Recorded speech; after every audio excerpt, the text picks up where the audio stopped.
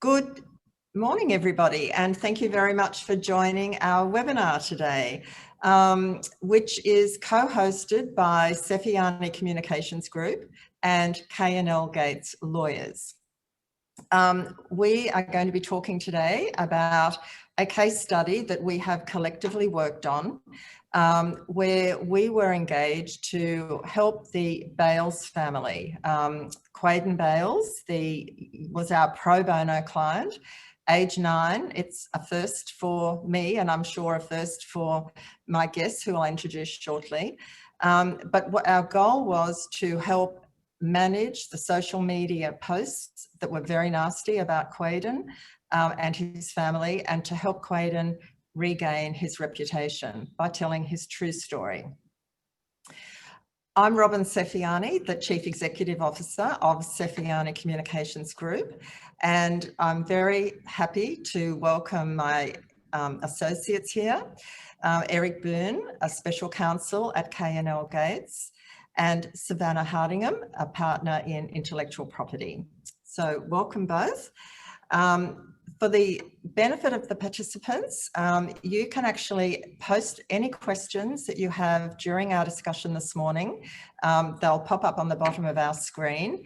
We'll try our very best to get to the questions through our session. If we run out of time, because we do have a lot to discuss in the hour, we will come back to you individually by email. So briefly, to give you an overview of the situation, in case you missed seeing a YouTube video that was posted in February that went viral with 25 million views in 2 days. It was posted by a Brisbane Indigenous mother, Jareka Bales, and it was her 9-year-old son, Quaden, who was incredibly distressed at the end of a school day, crying in the back seat of their car, wanting to kill himself because of the relentless bullying that he was being subjected to. And he was being bullied because he has a form of dwarfism. He's also an Indigenous child. So it was a mix of a disability and racial vilification.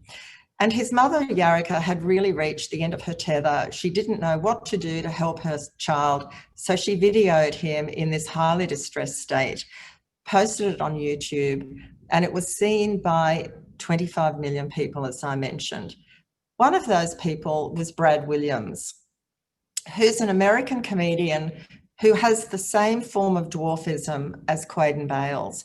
And he felt so sorry for Quaden and identified with Quaden's problem. And he decided to post a GoFundMe page to raise $10,000 to send Quaden and his mother to Disneyland, thinking that would be a very nice gesture. The GoFundMe page went crazy, and not only $10,000 was raised, $700,000 was raised in a very short period of time. But then Jareka, Quaden's mother, chose not to take the opportunity to take her son to Disneyland because he suffers a form of breathing difficulty that means he cannot fly. So then what followed were many, many irate and hateful social media posts about what was the family doing with all this money. There were claims that it was a scam, that Quaden was not a 9-year-old child, but in fact an 18-year-old adult. And this was just a nasty scam that the family had concocted.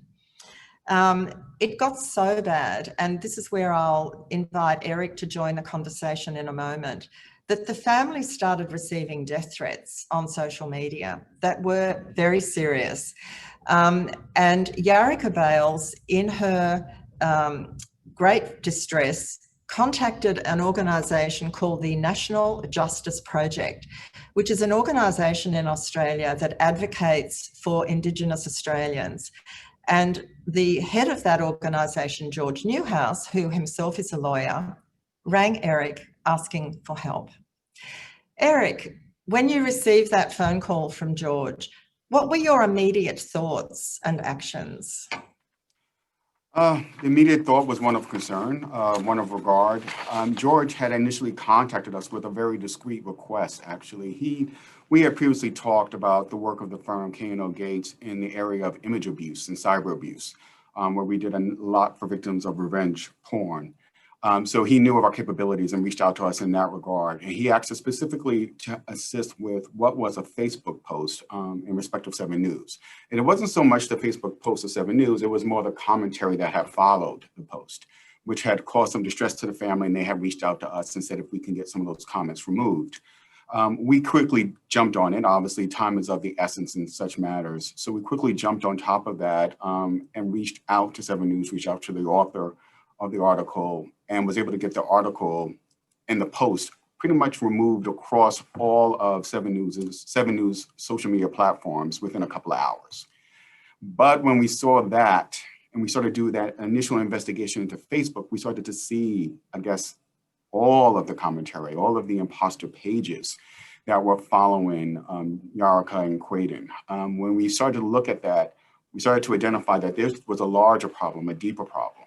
I mean, there on Instagram alone, we saw over 50 imposter accounts.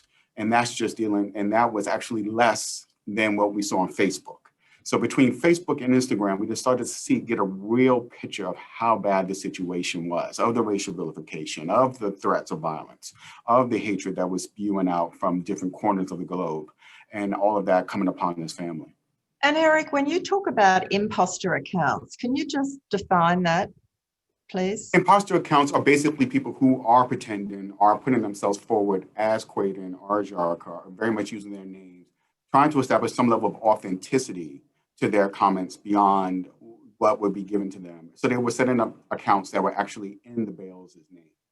And you would think that they were either attached, associated, or had some level of connection to the family. And therefore, again, this gives a greater level of credibility and authenticity to their comments, when their comments are really false, misinformation, defamatory, and are helping to just spread the lies in many ways. So that was the concern about that. And also, so we reached out to Facebook rather quickly. We were talking at the beginning of this. I don't know how many people saw our initial conversation about my work in the anti-slavery space.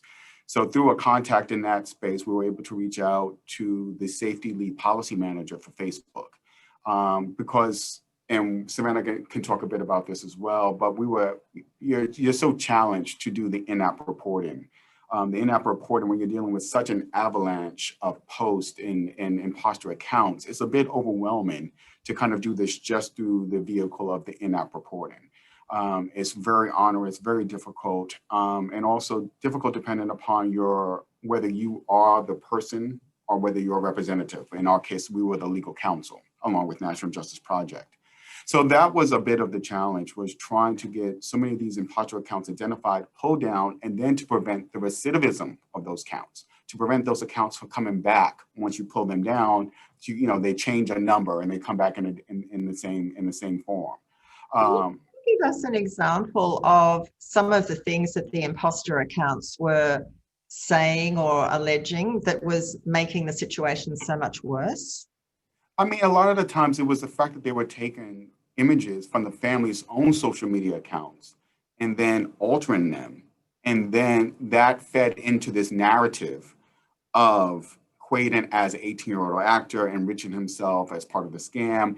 They basically took those images and just basically misrepresented them again, right? So sometimes it was commentary, sometimes it was actually the distorted image and how that fed into this narrative, which, to be truthful, took a little bit more root because of the racism or I guess the stereotypes that were already being held that kind of fed into this narrative. That this was a scam, that they were defrauding people of hundreds of thousands of dollars, and the fact of the GoFundMe obviously didn't help. And it was just really feeding into that narrative. Yeah. And Savannah, Eric has mentioned that some of these comments were defamatory. Can you talk about how that was breaching Jareka Bale's own intellectual property and how you approach that problem? Yeah, sure. Thanks, Robin. Well, the defamation side of it and the copyright side of it are quite distinct, actually, and Eric dealt with the defamation side, but as an intellectual property issue, I dealt with the copyright side. So because Jareka's own photos and videos were used without her permission, there's a clear copyright issue there. It's pretty basic in Australia and in the US and in most countries that photos and videos are copyright protected, and that copyright will be infringed when a third party reproduces those in whole or in part without the permission of the copyright owner, and even if they're altered like they were in this case. That's a pretty basic copyright infringement. And as Eric mentioned, all the social media apps have an in-app reporting mechanism where you can report posts that ought to be taken down, and one ground for that is copyright infringement. So that's what we did in this case, but there's challenges though in both in the in-app reporting and in the copyright angle, and we had to deal with those in order to get a good result in this case. So first of all, with the in-app reporting mechanism, as Eric said, you need to report each post individually, and that's very onerous when you're talking about hundreds of posts like we had here. They're just not really suited, these mechanisms, to dealing with this kind of viral moment, but you do still have to go through the process. And then another issue is that once we had lodged all of those, we had a really inconsistency in the responses that we received. So there might have been, for example, multiple posts that contained the same infringing image or video, and yet we received different responses from the platforms in regards to our takedown requests for those posts. So some were taken down straight away, but then for others, we'd have the platform push back and say, we're not taking it down. It might be that the fair use defence applies here, and therefore we'll be stepping on the poster's toes if we remove it. So they wouldn't do that. That is so interesting because it reminds me, a couple of years ago, I worked with a privacy campaigner who had a photo taken of her naked during surgery.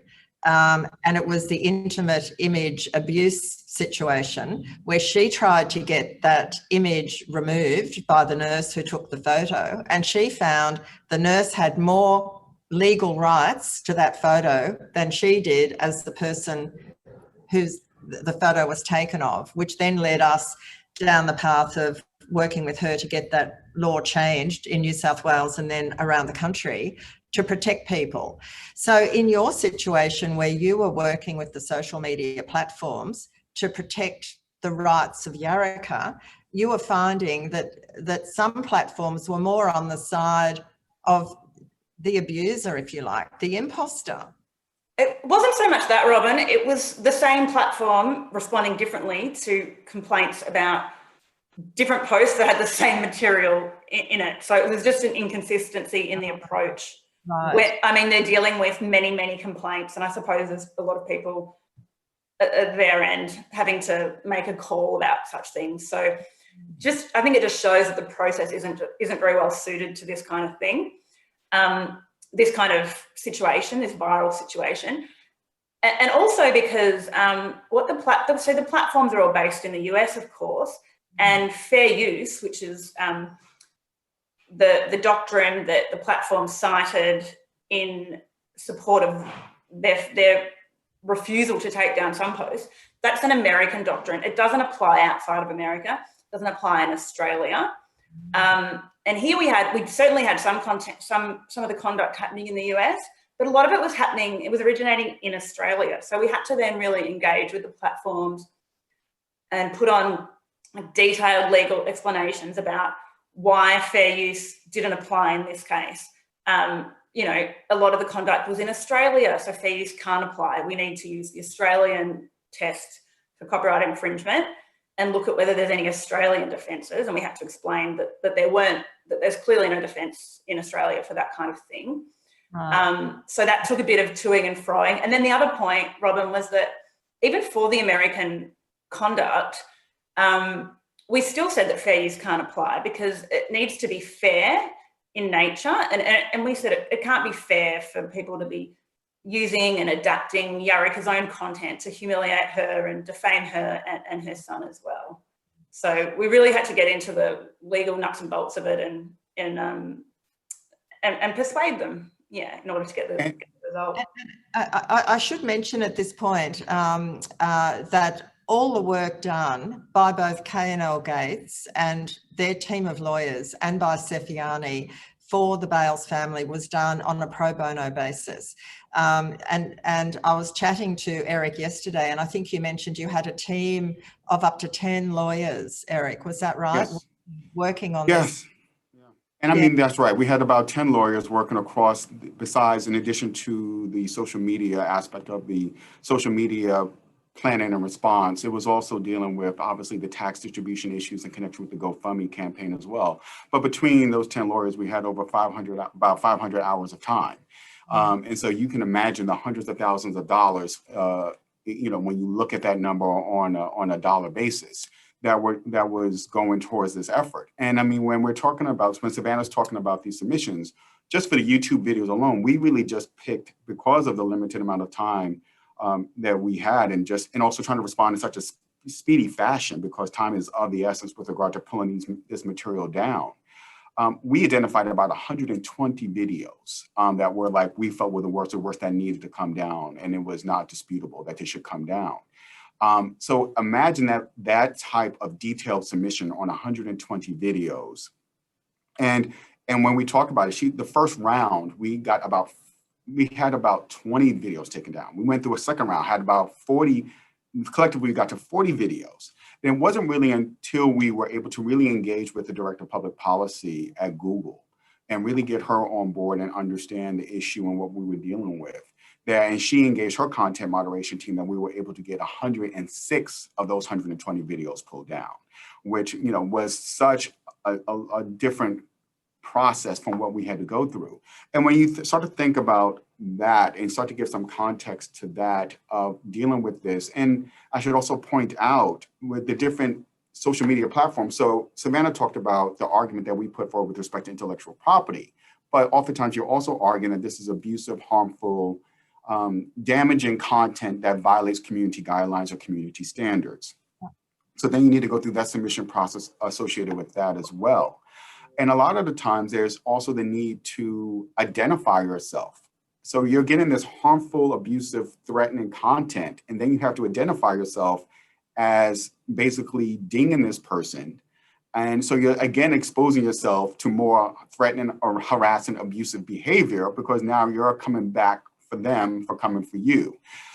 So that was a concern for me, even with regard to my team. When you have people and uploaders going by the name of Dr. Demonic, you're a bit concerned about your team individually identifying themselves. So a lot of times we had to obviously, like for instance, if you were to do an in-app reporting, you have to put your email. But most people's email is their first and surname. And that is clearly identifying who you are and where you work. So I had to create a group email for my team so that they could not be individually identified and find themselves subject to the same harassing, abusive, threatening behavior. And there was also, in some other platforms, you even have to prove yourself up as a legal representative. You need to upload your engagement letter. You have to go through this whole process. So it is a very onerous process that is not meant for this viral moment. It's also not meant for people with thin resources. I mean, we're talking about Jareka Bales here, and we're talking about a child with very, very real health issues. I mean, Jareka spends most of her time trying to keep Clayton alive and well. And breathing, as you know, like it's a 24/7 job for her.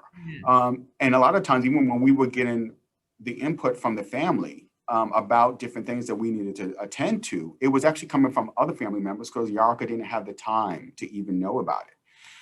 So I believe that some of the really hateful posts constituted death threats, and that the family actually had to move out of their house for their own safety. I mean, it doesn't really get any worse than that, does it?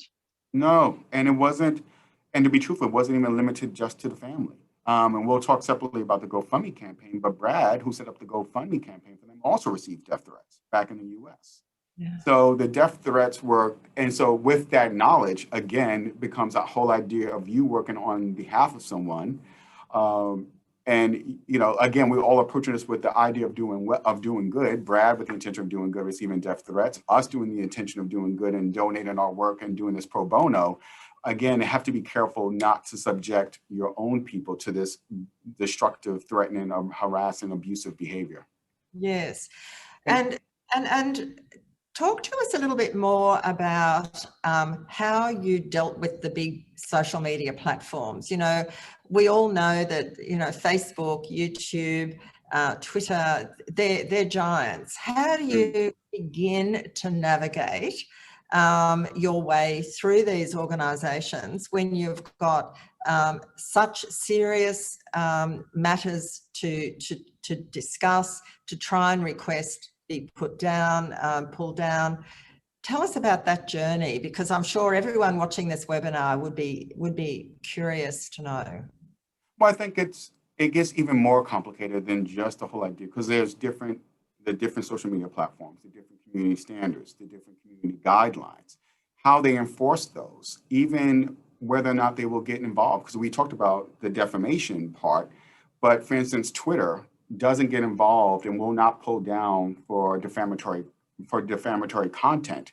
They feel like they don't want to get involved with respect to making a call on the veracity of a comment, or whether it's true or whether it's defamatory. So they only act upon a court order. So you have to get a court order establishing that was a defamatory comment before they will remove it on that basis. So you have those different standards kind of across the social media platforms that you need to navigate. And I think probably taking it back to this case study and what was probably a special context that involved the whole strategy was that we didn't have Jareka who wanted to fully retreat from the social media platforms. Jareka wanted to maintain a social media presence. So that also was a contextual overlay. She basically posted the video initially to bring attention to the mental health issues facing Aboriginal people and Indigenous people. She wanted to keep that focus on that issue, as well as draw attention to the needs of families with children with disabilities. So with that said, we kind of had to take a different approach from just full-heartedly trying to remove content to also being somewhat really kind of analyzing the content, seeing what needed to stay up, what needed to be pulled down, trying not to create too much of an information vacuum, trying to maintain a social media presence, but one that was not so harmful and threatening and abusive towards the family. So that really had to shape our process. But that also led to that engagement. And we did, listen, I think as much as this showed the underbelly of the internet, it also showed some of the good. And then we were able to really see the good in some of the well-placed people in the social media platforms. I can truly say that. Thanks for the involvement of people who were directors of public policy, who got the policy issues behind this, the larger policy concerns behind this, who were really able to get involved, get the content moderation teams on board. And it was us being well-placed to have those conversations, of having existing relationships. Again, I do wonder how well someone who is not so resourced would do in this viral moment. To ask that question, because I mean, your firm is a global firm with a very strong presence in North America. Did you have to contact some of your colleagues in the States and get them to make introductions to the head of public policy at Google and Facebook and similar? No, fortunately, we had those contacts. We did reach out to so we have what we call a cyber civil rights project, legal project. And that's headed up by a lot of our team, we have a separate digital crisis plan and response team in the States, which is headed up by Desiree Moore, who also helped us out a great deal with that. And she had also trained up some of our Australian lawyers in that regard. So we pulled upon those pockets of experience. So that was incredibly helpful. The other aspect of our footprint that helped out a lot was when we were making these in-app reportings and making claims of copyright infringement and the like, we had some of the uploaders and users threatening counterclaims against us, threatening to haul us into US courts. This is particularly when they thought it was Jareka and not a law firm on her behalf making these claims. Mm-hmm. So fortunately for us, 24 of our 44 offices are in the States. We can very much handle any being hauled into US courts. But again, it was also trying to think about the cost-benefit analysis. How do we achieve Jareka's goals of maintaining the social media presence and pulling down the content? So a lot of it was having a very, not so much just a very legal approach and let's just go fight anyone and everyone and get content pulled down, but also being very pragmatic and using different levers. When I say that, for instance, YouTube, they have a 3-strike rule with regard to copyright infringement. So if you have 3 strikes against you, you have the possibility of having your YouTube channel terminated. Right. So with that said, a lot of these uploaders, someone who has a YouTube channel is also going to be a user across other social media platforms. They're also going to tweet. They're also going to have the Facebook pages. So we would use that. We would get contacted back, threatening countersuits and counterclaims. And I said, okay, well, listen, if you want us to remove that strike, then remove all of your disparaging commentary about the Bales family from all across your social media accounts, and we'll take down the strike, and do not post any more about this. Because a lot of these people were not posting because they cared about the issue. They were just trying to drive traffic to their channel. They were trying to drive traffic to their pages. That was their concern. It was not any, they were trying to talk about the hot issue. And they said, well, I don't care about the family anyway. I don't care about this issue. So it was also, easy to use that lever to get this commentary pulled down across the different pages. Yes. I guess the big warning out of this is for all of us who post videos on social platforms, think carefully before doing it, because certainly when Jareka posted that video of her son very, very distressed at the end of the school day, wanting to take his own life, she would never have imagined the global vitriol, as well as this. I mean, there was a lot of support. There were celebrities like Hugh Jackman that came out in support. There was Cody B, the hip hop artist in America. There were Indigenous celebrity football players who came out in support of Jareka and her son. But what were the learnings for you out of this? And because social platforms are global, were you able to see where the real pockets of hate were coming from? Was it in fact North America, which dare I say famously has some very right-wing thinkers and communities? Was it rife in Australia? Was it from other countries? I'd be interested in your comments around that. It's interesting. I think, listen, it was global in nature, but I do think there was a good volume coming out of the States. America right now, considering the dynamics and the polarization and the racial tensions, is not quite surprising. I think one of the things, you talked about the support that came out, but it was amazing for me looking at that as well, because the more support they received, the more fame they got from this issue, the more it kind of fed the vitriol. So it was amazing to me to see, it was, you have so many of these people who are uploaders, users, who are chasing that fame and fortune, who are chasing that viral moment. So a lot of that feeds their jealousy, and a lot of that feeds their desire to kind of pull someone else down for getting what they would like to see themselves. Mm-hmm. So it was amazing to me, and that really had to shape the kind of the strategy as well, and the thought process. We were talking about the concern about pulling all of this down and really trying to make sure that we were getting the correct information out there, right? Because it's also not enough just to pull the content down. As we now see in the context of the US elections and what's going on, like we were talking about it the other day, we're still in ongoing discussions with Twitter right now to pull down some of the various tweets, which is probably the most onerous process. Their in-app reporting is probably the most onerous of them all. But with respect to Twitter, they're so busy now flagging comments for being misinformation with respect to the election. But I think everybody is now wrapping their head around the fact that it's not enough to flag a tweet. It's not enough to pull down the content, because that doesn't stop the misinformation campaign from happening, right? There is a need to kind of get the truth out there as well. And that is something else that we had to think about. And it was also amazing to me when we were doing this process, when we were able to engage with some of these uploaders and users, and we were able to tell them the truth, there was a quick change. And that had to help inform our larger strategy. We had people who were threatening to, in their words, stomp his midget head in, who went from saying that to saying, I'm praying for the family, when we told them this was not the truth. This is a 9-year-old boy. This is what he's suffering from. And it went from that to pray, please tell the family I'm praying for them, which is also speaks to the polarity of American society as well. Their very binary nature. So it was interesting to see that dynamic come out as well. And that helped to kind of inform our strategy that we know we needed to engage you, right? So that kind of, as we were pulling down the content, my biggest concern came around the whole idea of the vacuum of information and what further misinformation was going to be filled in that vacuum.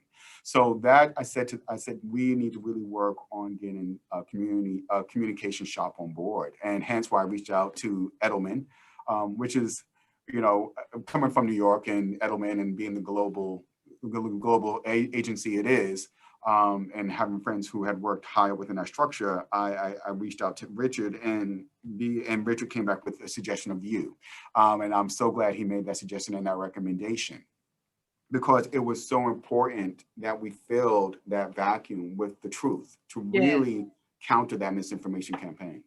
And I might just mention, by way of context, I worked with Edelman for 12 years in an Asia Pacific role. So hence Richard Edelman knows of my work. So Eric, when I got that call, my heart immediately went out to Jareka and Clayton, because I, like many others, had seen that very distressing YouTube video back in February, but I'd had no idea of the trauma that the family was then going through. And I think most people did not realise that. While you were beavering away with your legal team trying to get the hate and vitriol down, we were blissfully unaware of that. So when you mentioned what had been going on in the ensuing months, what came to mind for me immediately was, we have to get the truth out, and we have to do it in a very credible, indisputable way. And I thought about what would the best strategy be to do that. And what came to mind for me was the ABC and its Australian Story program, which is without a doubt the most awarded documentary program in our country, and has been for many years. Its veracity is never disputed. And I thought, we have to associate the Bales family with a media platform that is squeaky clean and whiter than white. And so then the next part was, well, that's easier said than done. It's, you know, everyone who wants to tell a story like this would want to be on Australian Story. So then it was important to start putting a story together that would be appealing to Australian Story. And you might remember we spoke, I spoke to Jareka, I spoke to George Newhouse at the National Justice Project, who had helped them. And I asked who else might be interesting to provide some colour and texture and fact for Quaden's story. And so Brad Williams was mentioned, the comedian in America, but also mentioned by Jareka was a counsellor in Florida, a gentleman by the name of Brooks Gibbs, who assists American teenagers and children to build resilience in the face of bullying.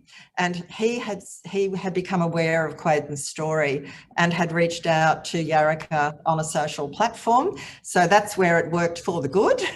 And he offered free of charge counselling sessions to Quaden over Zoom, which were helping Quaden a lot. And so we pulled together the story to take to Australian Story, to make it easy for them to see who they could interview, what each person would talk about. We knew that Quaden was going in for more surgery because of his form of dwarfism. He has to have constant surgery on his spine. And of course, television looks for pictures, and as unpleasant as hospitals and surgery can be, it was an important part of the story. And then I reached out to a producer that I had worked with previously at Australian Story and pitched this to him. So it took about 3 weeks for him to get the ear of the executive producer of Australian Story and come back to us with the good news that, yes, they were interested. The bad news was that because of COVID, the Queensland border was locked and the Bales family lives in Brisbane. So the producer that I had pitched the story to that was very keen to cover the story wasn't able to do so. So he then had to find another ABC producer in Brisbane, Rebecca Armstrong, who was equally keen to cover the story. And over a period of 3 months, which is how long it took to film the Bales family and many members of the family and the other people that we had put forward for the story. And then Australian Story had its winter recess of 6 weeks. And the other thing that I learned through this process is that a big part of the success of Australian Story is the editing process. So yes, they do a lot of filming over many days and many weeks to capture a great story. But the real trick in the program that makes it very, very special and such a quality program is its editing. And they are in the editing suite for many weeks. So 4 months after we started the discussion, Jareka and Clayton's story went to air about 3 weeks ago. It was called About a Boy, and it was all about telling Clayton's true story that he is, in fact, a 9-year-old boy about to turn 10. He's not 18. He does have a debilitating illness that is, in fact, life-limiting. He's from a very proud Indigenous family, not only with a very proud, resilient mother, Jareka, but his auntie runs an organisation called the Black Card, which teaches cultural awareness to people in corporations around Australia. His grandfather, Tiger Bales, was an Indigenous advocate who lived in Redfern and who did much for Indigenous rights.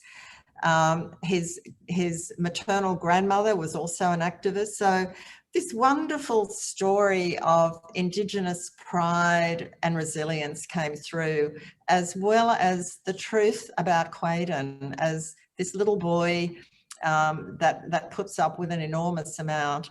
And your story, Eric and Savannah, in how K&L Gates helped the Bales family cope with the hateful posts on social media came through. The other thing that I had recommended to Jareka, as soon as we became involved, I asked her to completely withdraw from any activity on social platforms. I said, we need to have a break here because as long as you're active, it's going to be causing a response and a reaction. And so she took that advice, which I think was probably part of the help in helping to diffuse the activity. And as soon as Australian Story ran, she was inundated with more requests for media interviews. My advice to her was that she not do any at all. And we've really achieved the goal of getting the truth about Clayton on the public record. It's now there in any Google search.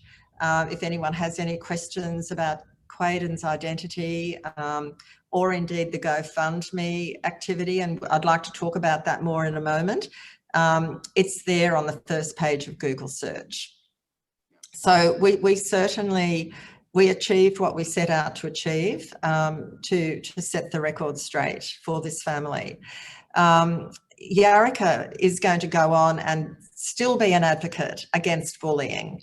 And I admire her enormously for that, and an advocate for Indigenous rights, but it's removed from her own family situation, and it's on a broader basis. But let's pause for a moment and go back to the GoFundMe question, because I think Most Australians are aware of the Celeste Barber wonderful initiative during the bushfires in January to post a GoFundMe page to raise money for the victims of the bushfires, and the incredible pace and support that GoFundMe page attracted to achieve many, many millions of dollars in support.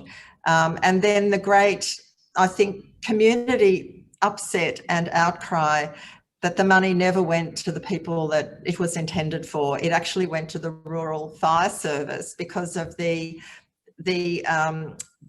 I suppose, the legal framework of where the GoFundMe page was directing the money. Now, it was a similar situation for the Bales family, wasn't it? With the good intention of the GoFundMe page, 700,000 being raised, and then a public outcry from the people who had given the money when they saw, well, what's happened to it? Clayton hasn't gone to Disneyland. Where's the money gone? Can you pick up from there and fill those gaps in, Eric, please? Sure. It is, the devil's in the details, right? Because the GoFundMe is such an easy crowdfunding platform to set up an account and set up a campaign. But if you set it up without much thought, you're going to be dealing with so many issues on the back end of this. And I think that's kind of the issue, especially when this was set up in the US and this is a US platform, that you really need to be very mindful of that, because you need to set up and you need to have this discussion with whoever the intended beneficiary is to make sure that they can receive the monies, that the actual purpose for which you're raising this money can be fulfilled as part of their objects and can be dispersed in line with their organizational documents, and can be used for those purposes. So a lot of the times it's being very mindful of that, and also to deal with the tax issues associated with it, right? For you as a recipient, them as donors, I mean, they're trying to get preferential tax treatment for their donation. So for that reason, the money has to go to basically a US charity, right? To the distribution initially has to go to a US charity. There's also limitations on how many US accounts can it be distributed to. So it has to go to, GoFundMe has a requirement that it has to only go to one single US bank account. So therefore, when we were dealing with Clayton, which raised 700,000 Australian dollars, but 450,000 approximate US dollars, the family basically did an agreement to have the money split between themselves and 6 charities that were designated by Brad Williams and by the family, which was not getting into the public story, into the public record. Everybody thought the whole 450,000 was going to the 700,000 Aussie was going to the Bales family. It was not. They were getting an equal cut along with these other charities. But the problem was with that, there's also being very mindful of there's a number of agency fees. So you have the fees that are associated with just using the platform, the fees associated with it going to this US distributed charity, and then our US fiscal agent, and then the further distributions in the case of going overseas from the US fiscal agent over to the Australian account. And then you also have the currency exchange that needs to be taken into consideration and the fees associated with that. So we were dealing with all of those issues and also dealing with setting up a trust for the family so that they could receive those monies and those monies could be used for the objects and purposes intended. But then there's also the ongoing stakeholder engagement piece. So much with that, GoFundMe also expects you to talk about any changes with respect to the distribution of the monies and keep the donors very much aware of that. The problem from that is that GoFundMe takes those communications actually very much to basically constitute a legal agreement of a sort. So you're very much bound by what you communicate to those donors on that GoFundMe platform, and they expect you to honor those communications. So it is being very mindful of that, and we've had issues associated with that connection with using very precise dollar amounts and communicating which charity was going to receive this dollar amount. So I won't go into much more detail because we're still dealing with those issues, to be very truthful with you. Wow. Yes, I'm still very much in communication with 2 of the US charities on that front. So there ongoing work being done in that regard. And listen, I felt so bad for Brad because Brad was getting death threats behind this. Someone who had the best of intentions, was not seeking to enrich himself in any way, and he's receiving death threats, and he's having to engage lawyers. And we're talking to his lawyers about trying to resolve these issues. So it is a bit of a nightmare if you do not get the proper advice. And also make sure whoever you're planning to raise this money for, that you consult with them, consult with their lawyers, because they're going to receive such attention behind this. And this just fed so much of what we were dealing with on the social media front was fed by the GoFundMe campaign. Mm-hmm. And I think it's why when we had the strategy of going to Australian Story, it was very much linked to then knowing that we would be able to share Australian Story on social platforms, because one of the questions that we made sure that Australian Story asked Jareka and you was about GoFundMe, because not only did we need to ensure that people understood Clayton was a 9-year-old child, but we needed people to know that the Bales family had not taken $700,000 for themselves. So we were able to make sure that that was addressed accurately and again be on the public record through Australian Story. Luckily for us, and we didn't really know that this would happen when we negotiated the documentary with Australian Story, but that the ABC would interview Jareka on the morning that program was running and put their interview and transcript on all of their social media channels, which we were then able to share broadly. And tag some of the celebrity supporters so that it would go onto their channels as well. So, Robin, that's a great point. I can't thank you enough for that. And I think a lot of times people don't recognize, like as I said, this work is ongoing. And we actually were kind of timing some of our efforts to get the story out there, because it is really an uphill battle in many cases, engaging with some of the different platforms and with some of the different backstop entities to get stuff pulled down. That we were looking for the story, and it did its purpose. It actually helped facilitate some of our communication, some of our discussions. It made our lives so much easier, because you will be surprised how many people actually believe the misinformation campaign, even those who are in positions where we thought we wouldn't have to establish the veracity of Clayton's story in order to get assistance. And so that was such an important piece. And you're so right about the whole idea of it being in the Google search. And that was actually our strategy as well. It was when we were looking at which posts to address, which ones to take down, which ones to kind of address, it was really on the basis of what was popping up first in the Google searches. What were we seeing that was getting the most content, the most traffic that we needed to pull down so quickly, right? Because we wanted to get those good stories up in that Google search. And by having Australian Story and having that traffic and the LinkedIn post that you made, all of that stuff just helps drive those numbers up, that Google search, and that becomes what people see first versus some misinformation about this being a scam or an effort to defraud people. So that was so incredibly important, and I can't thank you enough for your work in that regard. We have a question. Let me just, oh, no. Sorry, I was able to get it up a moment ago, and I don't seem to. You want me to read it? It's from Kim. Oh yes, can you go ahead with that? Sure. Kim says, I've raised copyright infringements where social media groups have used our logo and staff images and never been successful in Facebook taking any action. Multiple staff members have their pictures shared in groups against our organization. We're in government, and the vitriol that follows is horrendous. What are our options? So, Savannah, do you want to talk about that one? Yeah, sure. So if they're Robin mentioned earlier that she had a client and a photo of her was shared and she couldn't do much about that. And that's right in terms of a copyright perspective. But if you are the person who's created the photograph or with a logo, created the logo, or it's an employee of the company, an employee of yours, that then you should be able to take rights as the copyright holder. So sorry, either an individual or the individual's employer, the company, probably in the case of the logo.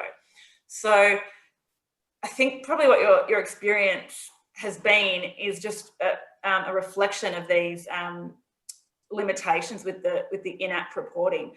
I've had a lot of cases where I've dealt with this kind of thing for clothing brands, and we've been able to, with, again, a lot of toing and froing, have been able to get our clients' campaign images, which have been posted by people who are selling copies of their garments or counterfeit garments. We've been able to get those photos removed.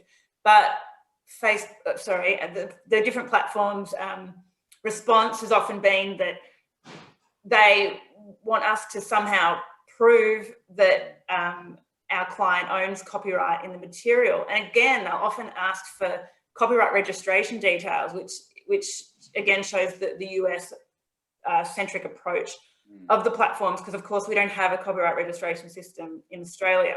So for us, it's been a matter of not just, first you try with the in-app reporting, but then you need to get into, you might need an IP lawyer to help you. We need to engage with the takedown teams within the platforms and explain to them what the position is in Australia, explain to them the basis upon which copyright is owned, referring to the specific sections within the Copyright Act in Australia, pointing out that there is no copyright registration system in Australia, to the extent that you can, perhaps sending, or we've been asked to do this and you might have as well, but if you haven't, you can send a link showing your material, your photos, or maybe your logo at least, on your business's website. And that, whilst that's not really proving anything from an evidentiary perspective, the platforms will take that as a bit of an indication that, oh, okay, that is your material. And they can be convinced on that front. But it's a matter of, I think it's a matter of trying it within the in-app reporting process. But to the extent that that's not successful, you might need to have a lawyer who's able to engage with people within those platforms about their legal requirements and the legal grounds in Australia. Thank you, Savannah. I think if anything's come out of this, it's the incredible complexity of dealing with unwanted posts on social media platforms. I'm very conscious of our time. I think that we might move to wrap up the session. But I think, Eric and Savannah, I just really want to thank you so much for joining us today, sharing this amazing story that we have collectively worked on to help Jareka and Clayton Bales. And hopefully what we've been able to discuss today with our webinar registrants has been helpful and informative for you too. Should you personally or your company or anyone you know get into difficulty, understanding a little more about how to navigate the morass of the social media empire. It's not easy, but at least now we're all a little better informed. And I think also understanding that there are risks involved with posting videos. So think carefully before you do it. And risks involved with GoFundMe pages if they're not well thought through and the recipients aren't clarified up front so that you know the money is going to exactly where you want it to go and the recipient is happy to receive it. These are some of the learnings, I think, that have come out of the Clayton Bales case. So it's been our pleasure to share our thoughts with you today, and thank you very much for joining us. Thanks, Robin. Thanks, everyone. Thanks. Bye, everybody. Bye-bye.